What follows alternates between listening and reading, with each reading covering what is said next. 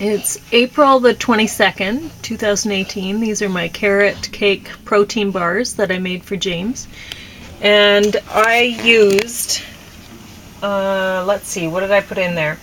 There was carrot pulp, and then, as you can see, some grated carrots. I did put a little bit of oat flour, but not that much. I put quite a lot of quinoa flakes and whey protein powder and one pureed peach,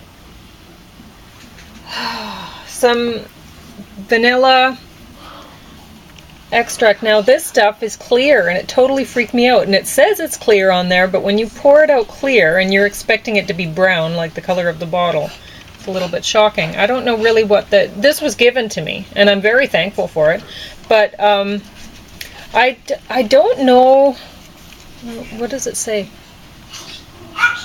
Anyway, it's good. It tasted good, so I put quite a lot of that in. And I used tahini instead of almond butter because I thought, why not? Because with the carrot cake spices, I thought I could hide it, and I tasted a little bit, and sure enough, it hides just fine in there.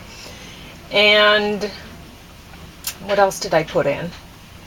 Well, I put nutmeg, allspice, cloves, quite a lot of ginger, about maybe a 1/4 cup of ginger, grated, minced up, fresh ginger, and a little bit of sea salt, the zest of 1 organic lemon, and what else did I put in there? These, I put walnuts, quite a lot of that, a couple cups at least, and I ground those up pretty fine. And this stuff here, I put that in there. So there's papaya, and you can see some other things in there. And, yeah, a lot of cranberries. So I put a fair amount of that in there. What else? Anyway, I'm sure I've forgotten something, and I'll remember it later. But the cool thing about this is, well, it's very colorful. It looks beautiful. It has a lot of cinnamon in it. I basically used the recipe for carrot cake, which this woman gives in her Meals That Heal Inflammation. It's a good one. So if you haven't gotten this book out before from the library or read it, you should.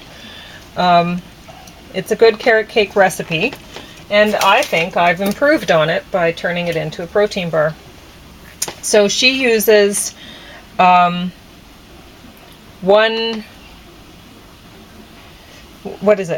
1 medicinal dose of cinnamon for each piece of carrot cake, and I use the same amount for each protein bar. So each protein bar has a medicinal dose of cinnamon, which is great if you happen to be diabetic. Oh, also I use stevia, of course, for sweetening. So this is sweet leaf stevia, and quite a lot of that too, because James likes it sweet. But anyway, the cool thing that I'm doing, now this is just chocolate on here, it's not dirty. I was just making some chocolate protein bars, and I don't really care about some remnants of chocolate maybe getting in James's protein bars.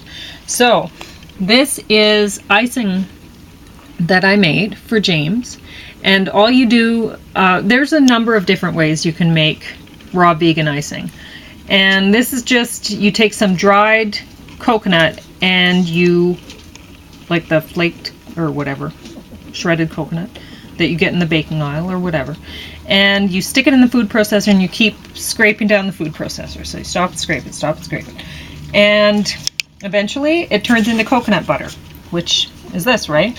So as you're going, you add some of that, and you probably won't need to add any coconut oil, but sometimes I have in the past, but this works just fine because the heat of my hand, I can press it down onto the bar and it'll be great. And you add stevia.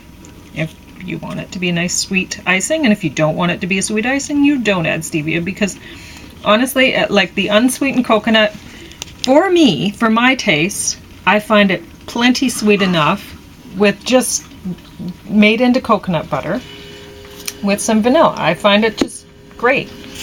Now, if you have James's taste, though, you'll probably want to add some stevia too. But anyway, that's what that ends up looking like, just like a little carrot cake. And it's raw vegan. All you do is you chill that in the fridge, like you cut it prior to chilling, and yeah, and then it comes off really nice and clean. See, looks great. So we'll see what James has to say about this.